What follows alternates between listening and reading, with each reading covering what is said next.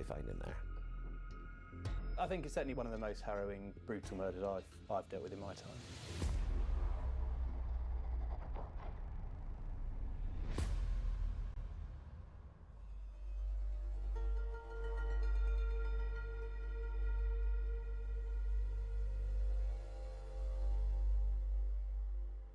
It's after 11 at night in Bristol.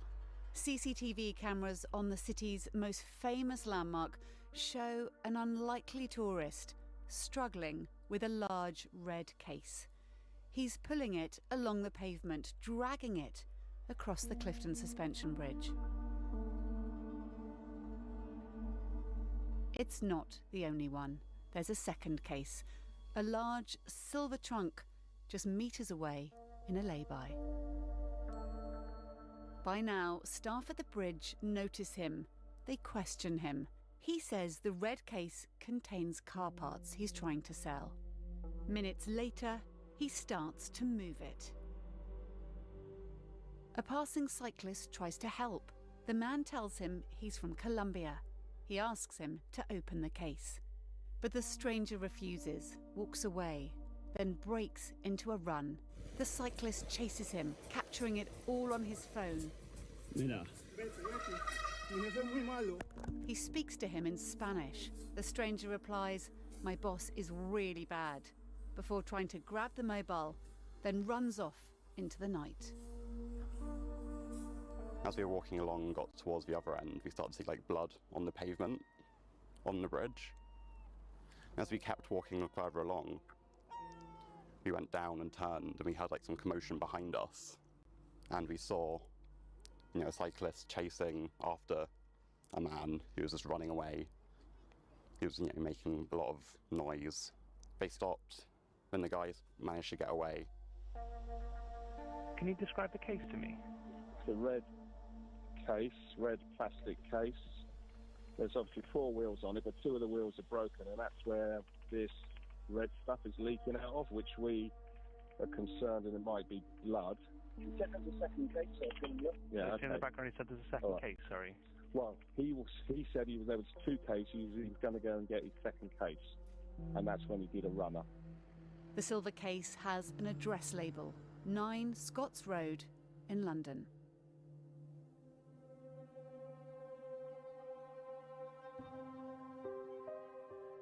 Paul Longworth and Albert Alfonso had known each other since they were young.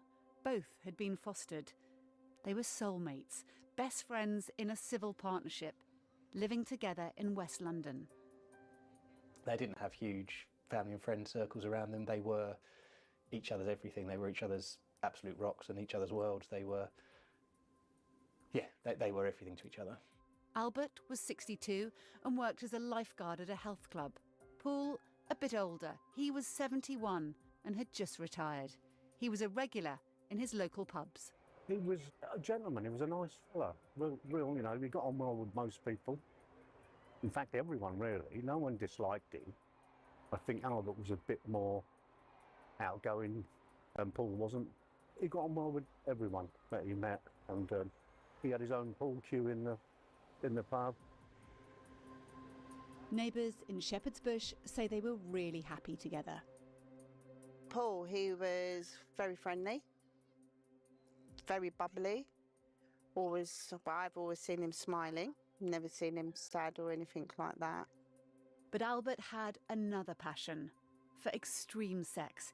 He liked to be dominated and degraded, posting online on special websites. Paul knew, but didn't have anything to do with Albert's dark desires. Paul was in the relationship for companionship. Albert still very much sexually active, and it seems like it was a completely accepted within their relationship. Paul wasn't interested in that side of the relationship anymore and was quite happy that Albert went elsewhere for his sexual activity. 34-year-old Yostin Mosquera lived in Colombia. He'd done military service and has 2 young children. I'm led to believe that he did have a wife and a child back in Colombia, but it does appear like he had quite a stable family life in Colombia. But he wasn't the usual family man. He topped up his part-time work in construction by making porn. posting graphic videos online and charging people to watch. And Albert Alfonso was one of them.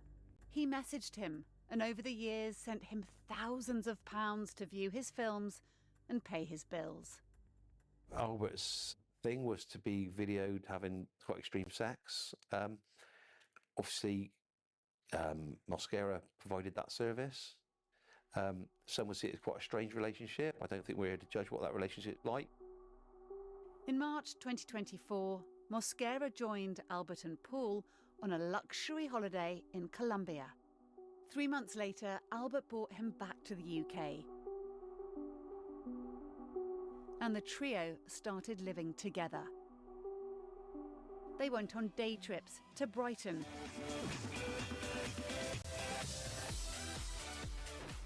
and Albert enrolled him on a course to learn English. But while Albert and Paul were busy entertaining their visitor, he had plans of his own. In the weeks leading up to the murder, Justin had been searching how much 9 Scots Road was worth, searching property in Medellin, where he came from. And then we know a couple of weeks before the murder, he'd obtained a file from Albert's hard drive, which contained all of his banking IDs and login details as well. I was outside my home and 3 of them walked past. Nothing out of the blue. Didn't know the gentleman in the middle of them. Paul said hello, and that was the last time I saw them. How does that make you feel now? Very sad. And I think it's knowing that I'm possibly the last person that saw them alive.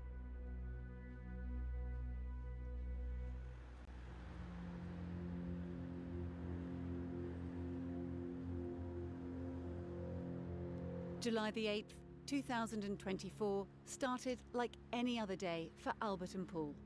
Albert left early for a shift at the gym. For Paul, it was an easy morning. We see on CCTV Paul at the window of the flat speaking to a neighbour down below on the road. It was a fairly innocuous conversation, a normal conversation, but it turned out to be Paul's last conversation with anybody. But while he happily chatted at the window, in the next-door bedroom, Mosquera was busy online. First, he searched for the price of Paul and Albert's flat. Next, he scoured Facebook Marketplace for a chest freezer, before going onto YouTube to search in Spanish, where on the head is a knock fatal. An hour later, a camera outside the flat shows Mosquera at the very same window, drawing the curtains. They stay shut for 30 minutes. Paul Longworth would never see the light of day again. Mosquera smashed his skull with a hammer. Paul Longworth, his head had severe injuries to it. He also had what we call defensive injuries on him, so where he'd been fighting for his life as well, effectively, the pathologist was able to tell that there were injuries to his hands where he'd been trying to fend off an attacker. He then hid Paul's body under the bed before Googling how long it would take for a corpse to decompose and checking his return ticket to Colombia.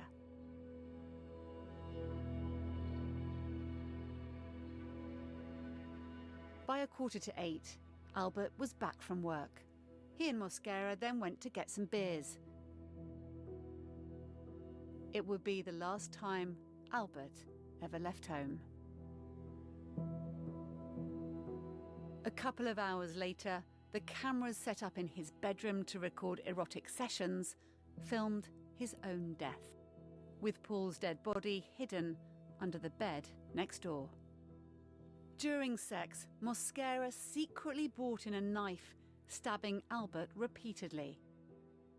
The brutality of the murder and the fact that it was in such an intimate setting, one moment they're engaging in sexual activity together and the next moment Justin's slit his throat and is stabbing him and murdering him right in front of our eyes on the video was really harrowing.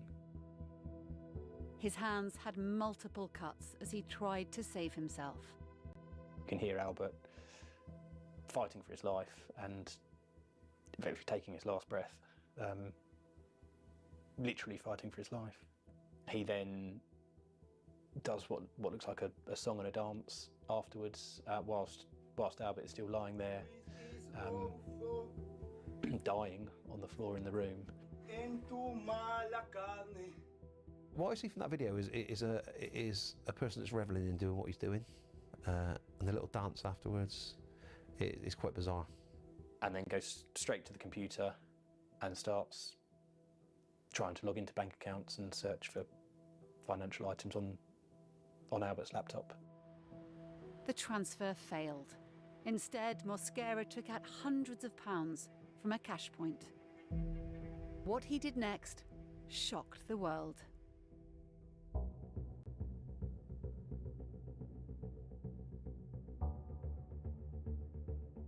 It's the morning after he's killed the couple, and Mosquera goes outside the flat to take delivery of a chest freezer.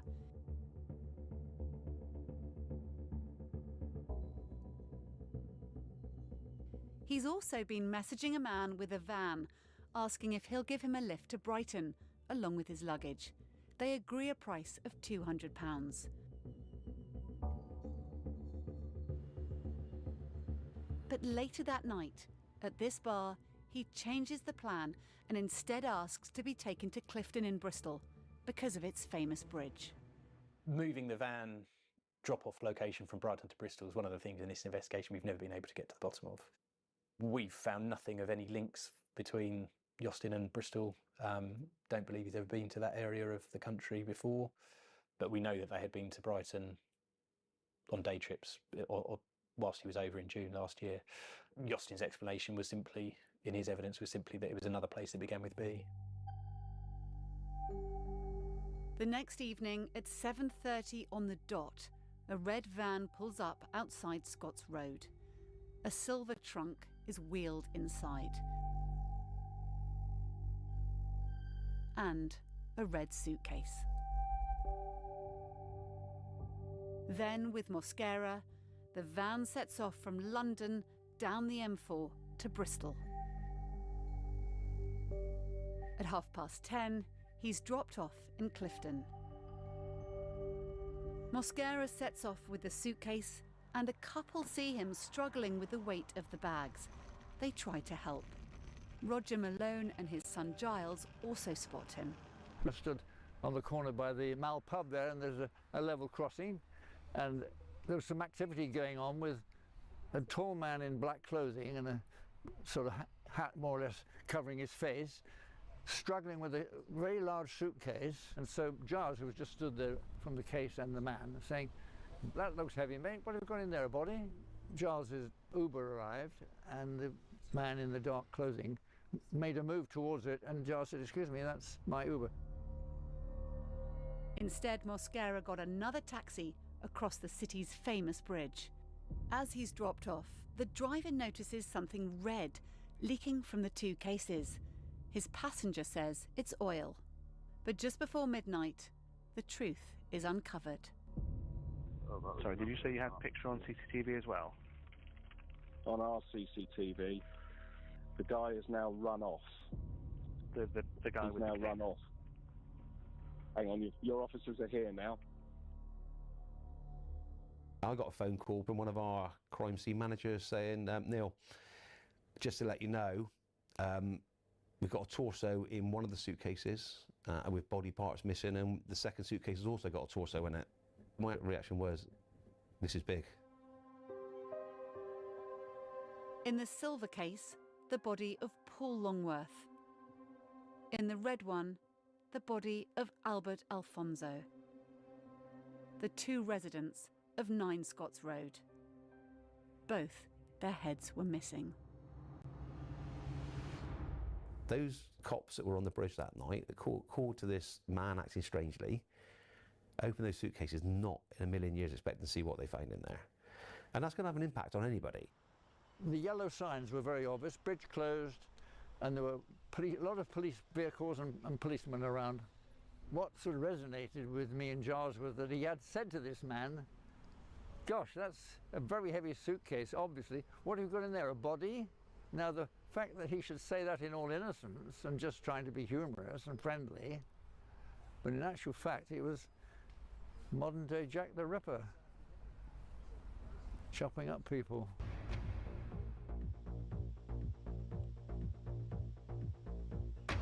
Tonight at 10, police say they are looking for this man after 2 suitcases containing human remains were found in Bristol. Officers arrived at the bridge within 10 minutes of the call, but the man had already left the area, leaving the suitcase behind. A second suitcase was located nearby a short time later. Sadly, the suitcases contained human remains. We've got 2 bodies. I can't remember the last time we had 2 unknown victims in Avon and Somerset, and I've still got a suspect outstanding. So I really need to concentrate my efforts on identifying who the suspect is and who the victims are, and where the potential murder scene is, because I was confident that the bridge wasn't the murder scene. The label on the suitcase gives the police a head start. It's often the case in these sort of investigations, you get what I call the golden nuggets, and you just get that little bit of information that changes the direction of the investigation or gives you some focus. And we had a phone call from a member of the public, a resident in Clifton, that said the night before they'd seen a red van, a dusty red van, drop off a male with 2 suitcases. This is just what I needed. It gave me somewhere to go. So again, I tasked my intelligence team to say, right, find me a red van moving around Bristol at the relevant time. Within hours, they tracked down the driver of the red van who brought Mosquera to Bristol. This van driver said to us straight away, yeah, you're right, I picked up a male last night, I took him to Bristol with a couple of suitcases and I picked him up from Scots Road. He also gives them his phone number and shows them a photo of Mosquera which matches the man caught on camera at the bridge, who is now on the run. So we now know we've got a suspect, and a Justin Mosquera. We don't know who he is at that stage, what nationality he is. All we know is that's the person that left the suitcases on the bridge. So at that stage, I've got 2 body parts, but 2 torsos in Bristol. I've got hands, feet and heads missing, and I've got an address that I know that the suitcases were picked up from. The warrant was obtained and the Scots Road address and relevance of that became really clear, so the warrant was executed at Scots Road. Police search a property in London after the remains of 2 men are found in suitcases in Bristol. The hunt for this man continues. Paul and Albert's home in London was heavily bloodstained. Walking into Scots Road, we didn't know what we were going into. At that point, we didn't know if there were just 2 victims or there might be additional victims, what the condition of the flat was going to be, if they'd actually been murdered in that flat. In the hallway, the newly purchased chest freezer. The freezer wasn't plugged in. When we opened the freezer and started looking through the freezer, there were 2 heads of Albert and Paul were in the freezer, and also the hands and feet of Paul were in the freezer. It's really shocked. First of all, because 2 people are dead. The second, because are a gay couple like me. I remember the day next, a lot of people come to pray outside the house and they put a lot of flowers. It's a very big, terrible tragedy. Shocked. Shocked, really. I just didn't think that it would be, it was him, until I was told it was him by one of the locals. And they said, well, we don't know who the other guy is. And I said, that might be Albert, his ex-partner. But and it was when we found out.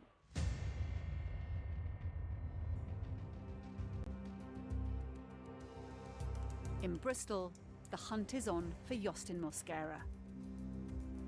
The police have been tracking his phone, but for the last 2 days, it's been turned off.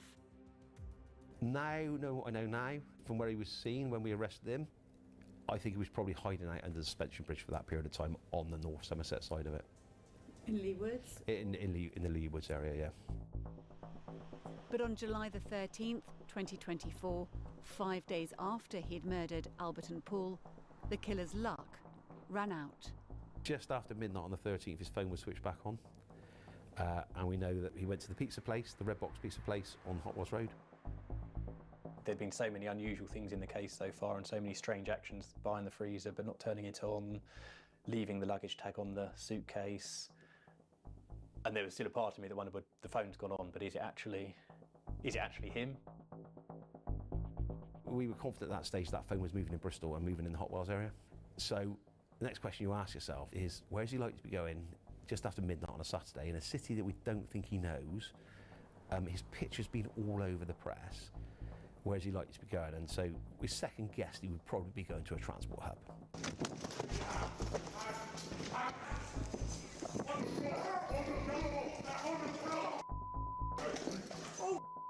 I've got a hand, mate. Go.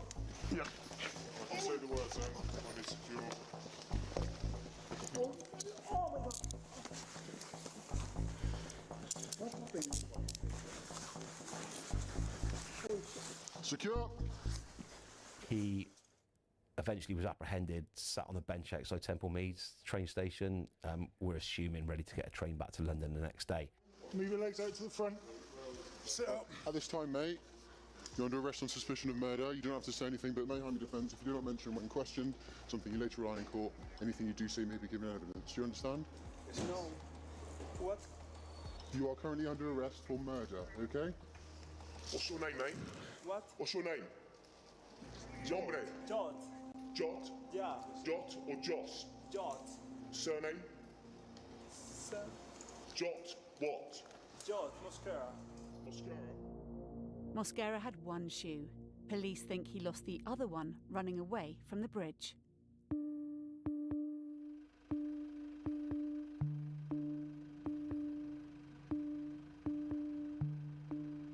Justin Mosquera went on trial at Woolwich Crown Court on June 30th, 2025, charged with murdering Paul Longworth and Albert Alfonso. The jury was shown the video of the moments when Albert died. Until we saw and realised this had been videoed, I don't think anyone could appreciate the brutality of that attack. You can kill someone with a knife with one cut, one stab, if you hit them in the wrong place, the right place, whichever way you look at it. But this attack that Mosquera did on Albert, which is the one that's videoed, is sustained. It's obviously pre-planned, it's brutal. He is clearly trying to kill him, and like I said, the fight that Albert puts up for his life is, in the circumstances, quite impressive. In court, Mosquera told the jury he was raped every day by Albert Alfonso, and that if he left, Albert would kill his family in Colombia. Mosquera said in court that he was raped and threatened. What do you make by his defence? So I think from everything we've seen in all the videos, we've seen no evidence of that. He also claimed it was Albert who murdered his partner Paul. He did admit killing Mr. Alfonso after losing control, but said everything else was a blur until he woke up in Bristol.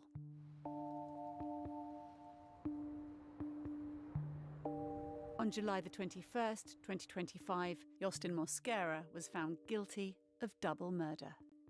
It took the jury at Woolwich Crown Court just 5 hours and 3 minutes to unanimously find Justin Mosquera guilty of double murder. As the verdict was read out, Mosquera looked calm and nodded as the judge spoke to him. Through an interpreter, the judge said he would only be able to consider a sentence of life imprisonment and wanted a psychiatric report.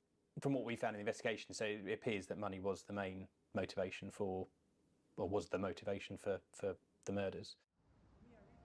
On Friday, October the 24th, 2025, Justin Mosquera was sentenced. The sentence for both offences of murder is life imprisonment with a minimum term before deductions of 42 years. Those sentences have to be concurrent to one another. I stress that is a minimum. You may never be safe to set free. This sentence sees justice secured for the cold-blooded murder of two innocent men and has taken an evil and dangerous offender off the streets. A sentence of this length demonstrates the seriousness with which the judge took his offending. Wearing a green jumper and flanked by 6 prison guards, Justin Mosquera was sentenced to life in prison. He won't be out before he's 75. As he was led away, he gave the court a huge smile. My thoughts remain with all those that knew and loved Paul and Albert, and whilst nothing can bring them back, I hope this sentence offers some semblance of justice and closure as they continue to process the trauma of what happened.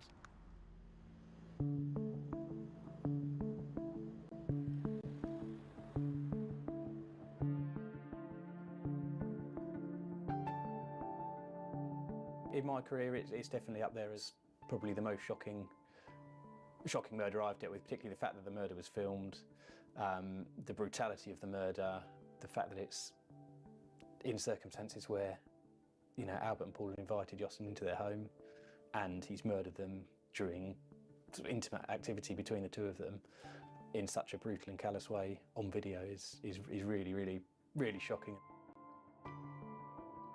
We as police officers see horrible things every day, but you can never harden yourself to it.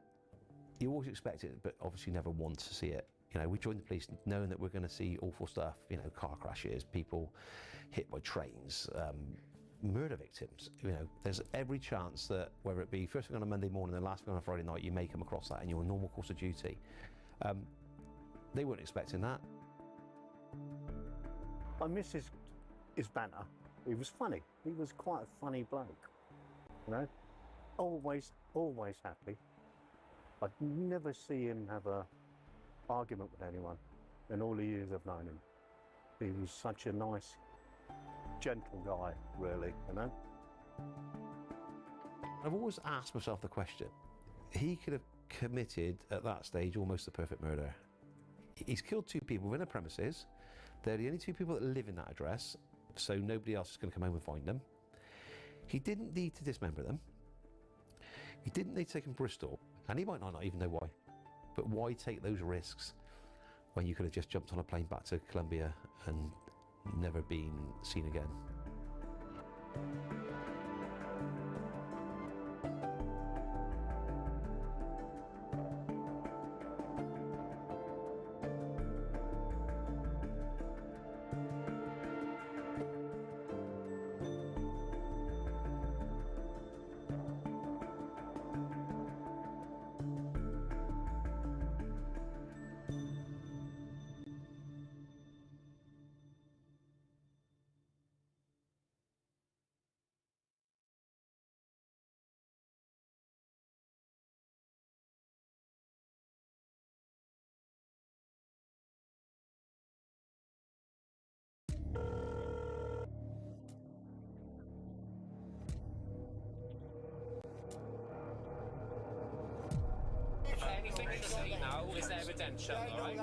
A murder investigation has been launched after the body of a woman was found in Swansea. You're under arrest, Smith, on suspicion of murder.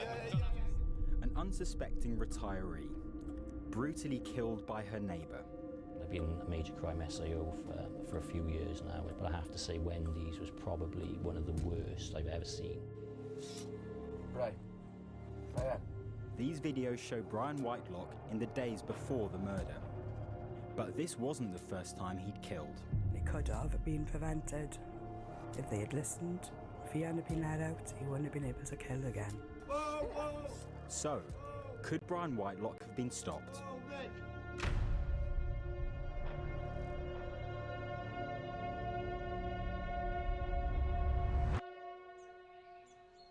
It's early morning in the small South Wales town of Clydach. A man checking in on his elderly neighbour has made a shocking discovery.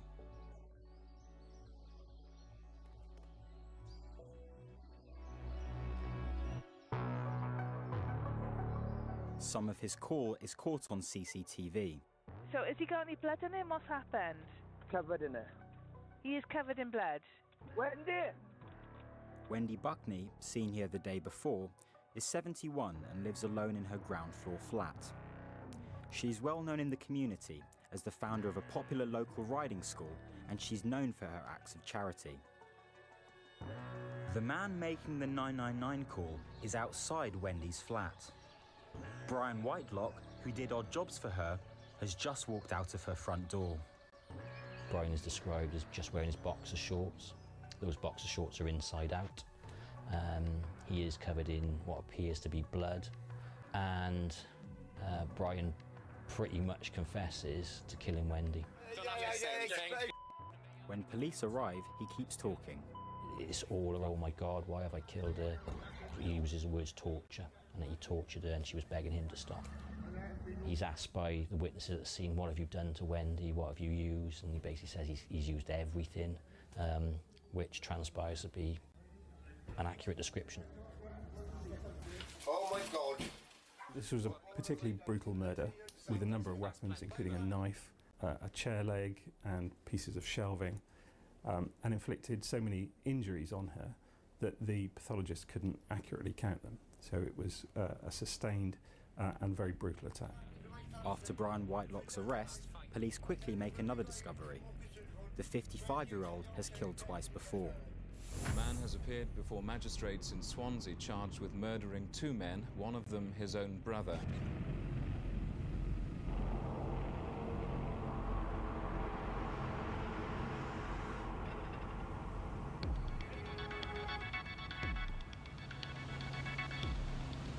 The early noughties in Swansea in South Wales.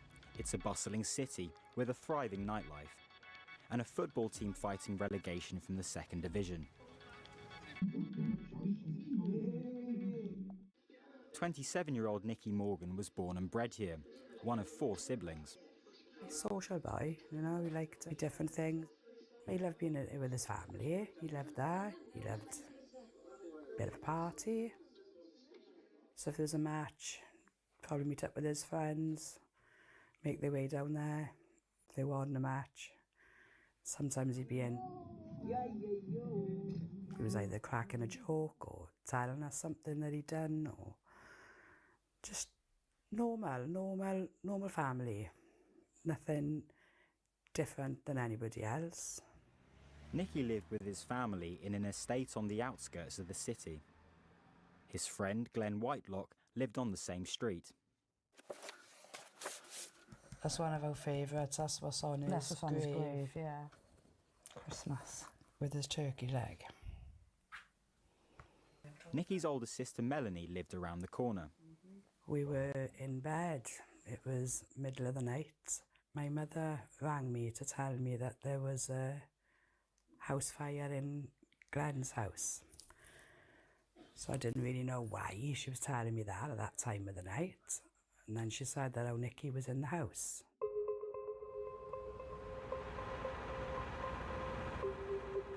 Nicky and Glenn both lost their lives. It took days for Nicky's body to be formally identified. But the fire was not accidental. Glenn's brother, Brian Whitelock, had also been in the house. He was quickly arrested. 33-year-old Brian Whitelock is accused of killing his 35-year-old brother Glenn and another man, 27-year-old Nicholas Morgan, in the blaze in the Blind and Mice area of Swansea last week. In court, it emerged that Brian had violently attacked Nicky in a drunken rage. He had then set the house on fire to cover his tracks. His own brother was sleeping upstairs. He was convicted of murder and manslaughter and sentenced to life with a minimum term of 18 years in prison. At the sentencing, the relief for Nicky's family was clear. They should bring back capital punishment for people like that. We will never recover from the cold, careless and horrific injuries that Whitelock inflicted upon Nicky.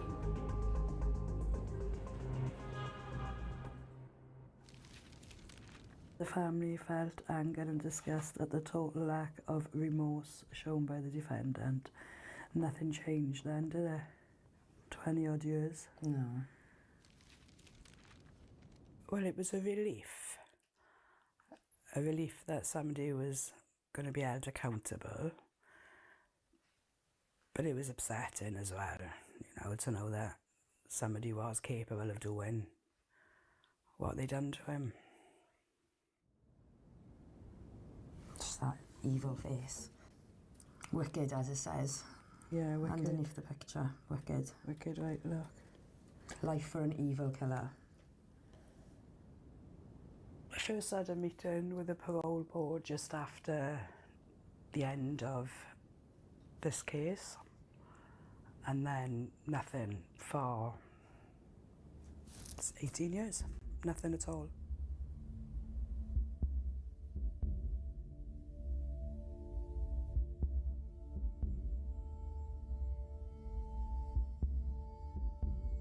Brian Whitelock went to live in the small former industrial town of Clydach. He was under strict conditions, including that he wasn't allowed to travel to certain parts of Swansea. But word quickly got out to the family. Brian was spotted in places he wasn't supposed to be.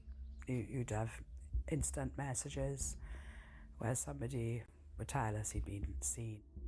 You'd ring probation. They would tell us to ring the police. We'd ring the police, and the police would just say then to report it to probation. And we assumed that then he'd be, taken back into prison, but it never came to that. You just lived in panic, really. Are you going to bump into him? Are you going to see him? Is he going to say anything? Is he going to do anything? You just didn't know. Then, in 2020, during the height of COVID, Brian Whitelock assaulted a security guard at a shop in Swansea. To the family's relief, he was recalled to prison. But that relief was temporary. Despite the best efforts of Nicky Morgan's family, Brian Whitelock was released from prison back to the same flat in Clydach. One neighbour in particular felt he deserved a second chance. Wendy Buckney was well known for her bubbly, caring personality. She lived alone, but had 2 sisters and many nieces, nephews and friends living nearby. They adored her, and she loved them back. You speak to Wendy's family and you do get a flavour of who Wendy Buckney was, and I would describe her as a pillar within that community, within the community of Swansea. She ran the horse stables for decades, which I would suggest has touched the lives of probably thousands of people. Former pupils at her riding school paid tribute to Wendy as a kind, patient teacher. She loved helping people. Police believe that on her last day alive, she was buying food for Brian Whitelock. Wendy knew Brian Whitelock as a neighbour. She had befriended him. She knew about his history and his background. She took the view that he deserved a second chance, and as a result of that, she would, I would say, look after Brian to an extent. She would give him odd jobs to do. She would look out for him. She would go shopping. Her sister Anne said Wendy believed she could help Brian, and that her only fault was to care too much. But in the weeks running up to her murder, other neighbours became concerned about his behaviour. Brian, try and talk to me. All right, take your time, take your time. Where's your phone, mate? Have you got any family I can ring? Take your time, Bri. He was buying diazepam, also known as Valium, from drug dealers off the street and taking up to 30 tablets a day. Police were called after he was found climbing on a derelict bridge. In the days before Wendy's murder, things escalated even further. We get a call from a concerned neighbour around Brian's behaviour. He's shouting out of his house, he's shouting he's got COVID, things like that. But they were concerned enough to call us, so officers attend. No offences are disclosed, no offences are committed, and the officers leave. We get a call a few hours later. Brian is given suitable advice. He goes back indoors, and the neighbours are advised that if there's any continuing behaviours to contact us. The next incident we're involved with then is the discovery of Wendy's body.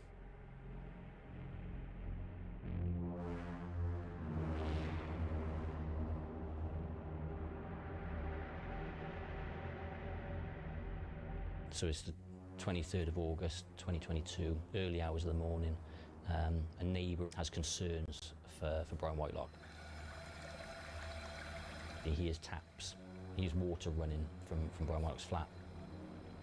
Goes down to investigate in the early hours, finds the flat insecure, goes in, turns the taps off, but can see Brian's flat is devastated. So probably about 4 hours later he comes back. Brian is still not in his flat, at which point this neighbour has even more increased concerns and actually reports Brian missing to us, to South Wales Police. Same time he's doing that, he notices the light from Wendy's Buckley's flat has come on and gone off and come back on. He knows that Wendy knows about Brian and would have concerns about him, so he goes over to speak to Wendy to say that Brian is missing, to see whether she may have any information. As he gets to Wendy's flat door, he hears a person inside, and then that person comes out, and that person is Brian Whitelock.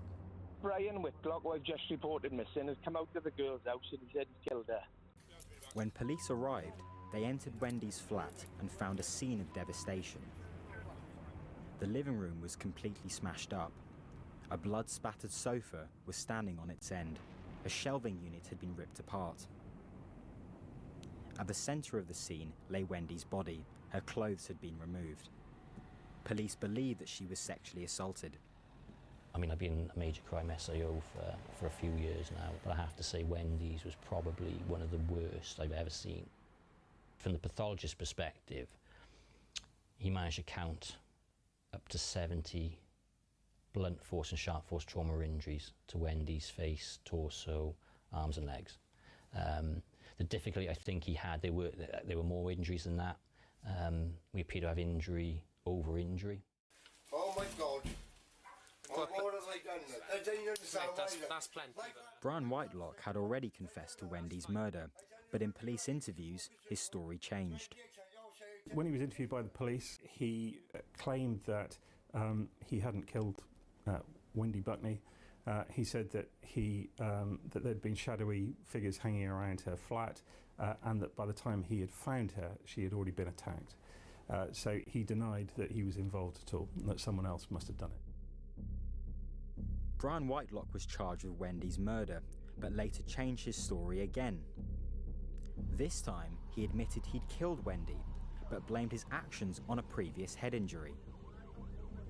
You couldn't get a more straightforward case.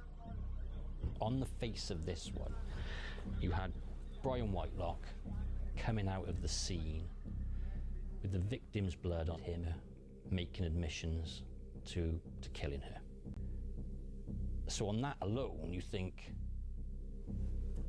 I know what the outcome is going to be here.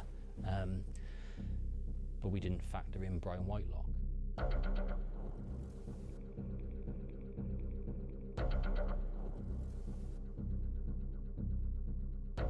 It took 27 months for the case to get to trial. Much of the delay was caused by Brian Whitelock, who sacked the legal teams representing him, asked for new medical reports, and eventually chose to represent himself. The delay took its toll on Wendy's loved ones. In a statement, her sister Anne said her family spent every day not knowing if the case would go to trial or not. She said it was like a roller coaster that none of them wanted to be on. Brian Whitelock's defence, that a brain injury had caused him to kill Wendy Buckney, was challenged in court by the prosecution. Whoa, whoa, whoa. Looking at those videos, you can see why people would think Brian wasn't mentally well. However, further investigation, using all the experts, psychiatrists, neuropsychiatrists, neurosurgeons, I think it was really clear that the brain injury defence that Brian was putting forward just was not evidenced. It wasn't there. So then you look at what other causes there might be for that. Brian telling witnesses, post us finding Wendy's body, that he's been using diazepam and street Valium. The prosecution case was that he was heavily intoxicated from diazepam and cannabis and alcohol. And ultimately, the jury, by their verdict, rejected his account.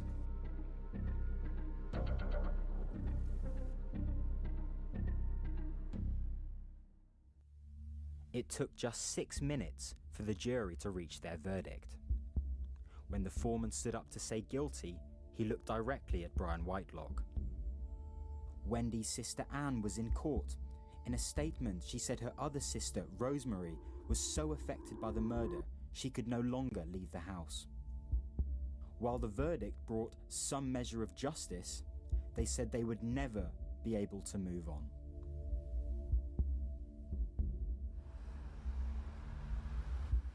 So our thoughts are with Wendy's family today, especially her sister Anne, who we have watched endure the same pain and suffering as we did previously during the trial, with absolutely no remorse shown by him.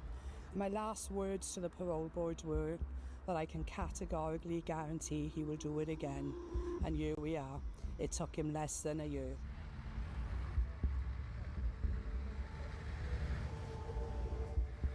From the day he was released, he was using drugs, he was drinking, he was riding around Swansea, all against his conditions. So if you're not going to respect that part of your conditions, what else is it going to lead to? And it could have been prevented if they had listened, or made him do the sentence what he had as in life. If he hadn't been let out, he wouldn't have been able to kill again. How much does Nicky still mean to you and your family after all these years? Well, apart from him not being physically here, he's here every day. He's still our family, he's still part of our family, big part of our family. I suppose the bottom line for this case is that Wendy was murdered as a result of giving somebody, in her words, a second chance.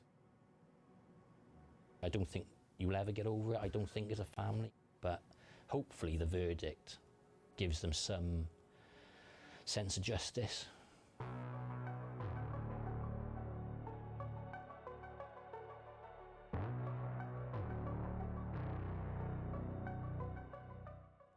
Brian Whitelock.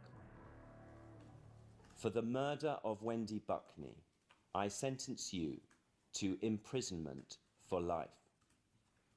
This is a case of the most extreme gravity. I have no doubt that the seriousness of this murder is so exceptionally high that just punishment requires you to be kept in prison for the rest of your life, and you will never be considered for parole. Before I leave this case, I want to express my condolences to Wendy Buckney's family, many of whom are here in court today.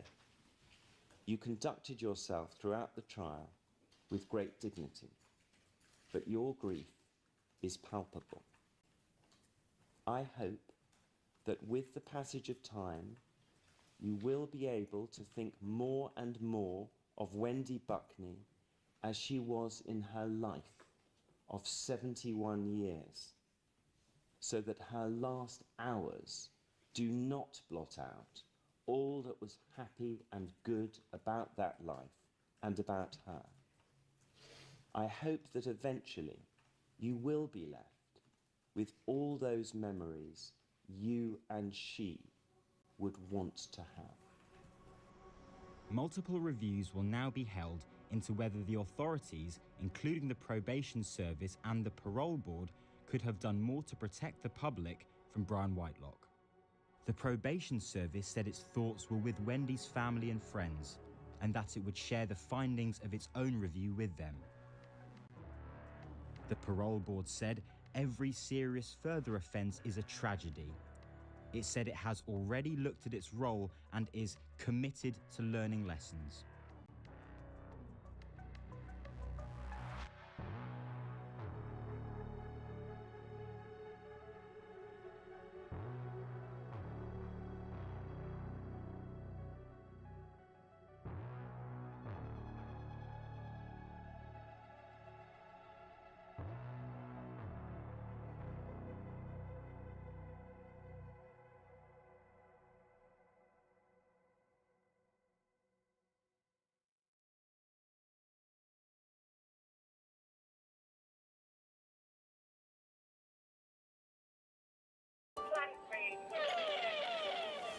HMP Pentonville in London. Code red would be like something to do with blood. Staff struggling to keep inmates under control. They've just jumped on the netting. Prison officers are running up the stairs to try and get them down. Day in, day out, you kind of are dealing with incidents from self-harm to violence, people with severe mental health issues. You worry about, opening the door in the morning and making sure that they're alive. Freeze! Squad! Get to bed! Come have a look at this, look. Oh my God. Prisoners kept in their cells for long periods. What do you think about when you're lying in bed at night? Try not to think. Can the system cope? People are tired, the system is running at 99.9%, systems get frayed and that does cause problems. We're going inside Britain's prison crisis. Welcome to Pentonville, one of Britain's most dangerous jails. Some prison officers are so frightened of being targeted on the outside, we've had to blur their faces. Pentonville is hugely overcrowded. Built in 1842 for 520 inmates, it houses more than 1,200. Staff are overstretched and on the verge of breaking point. On a bad day, the prisoners can be very angry, upset, they're frustrated. Obviously staff are struggling as well with the overcrowding. They're trying to get everyone under control as much as they can, trying to support them as much as we can as well. There's a lot of people who are in prison that are remanded. They are waiting to go to court. They don't know how long they're going to be here. Some people have probably served their time already. Because Pentonville is a remand jail, it's kind of full all the time and just waiting. This is them waiting all the time and being frustrated. A short while later, some of that frustration boils over. So they've just jumped on the netting. Prison officers are running up the stairs to try and get them down. What the staff are saying is that it can turn really quickly. A quiet moment can become chaotic within a matter of seconds. As one prison officer said, it's like the flick of a switch. In this case, the situation was brought under control rather quickly, but that's not always the case. Sacha is working with newly arrived prisoners. She's in her first year in the job. So what are you doing now? So we've just come back on to the induction wing after lunch. It's pretty calm at the minute, but I'm sure that won't last for a long time as we're about to get some of the guys out for their association. So that's an hour where they can have their showers, speak to their friends that they're not sharing a cell with, do any kind of paperwork or applications that they need.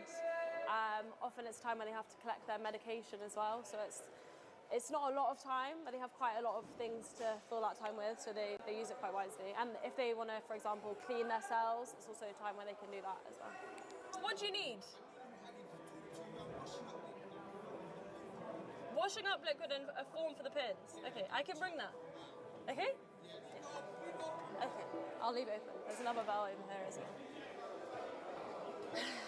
Some people have described it as chaotic at times. I would agree, especially I think with the induction wing, with it being such a turnover of people. So people come in, they have their first couple of days here and then they move off. Every 3 days or so, the wing looks completely different, and you never know what it's going to look like in terms of opposing gang members, people with mental health issues who are just genuinely quite volatile. Day in, day out, you kind of are dealing with incidents from self-harm to violence to kind of people with severe mental health issues who kind of are having episodes that you kind of need to, obviously as officers we have training on these kind of things, but some of the mental health issues we see are quite severe. You don't think twice before opening a flap. Do you ever feel a sense of vulnerability? A lot of it is instinct. I think as you gain experience in the job, you get to know the prisoners on your landing. Even though induction it changes quite regularly, you get a feel for the people and how they interact when you open that door. If you know someone perhaps has a history of staff assault, you might get your colleagues over before you open that door just to protect them against anything happening. But I think the key to knowing that you can open that door and open that door safely is just building that relationship with prisoners, because if you know them, you know how they behave, you know how they are regularly, they know you, they know how you are. It makes it safer for everyone. There's another alarm, this time code red. Generally, a code red would be something to do with blood.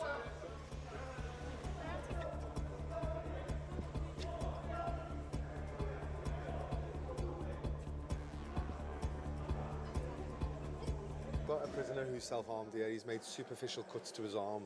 We don't really know why he's done it at the moment, so it's not deemed serious.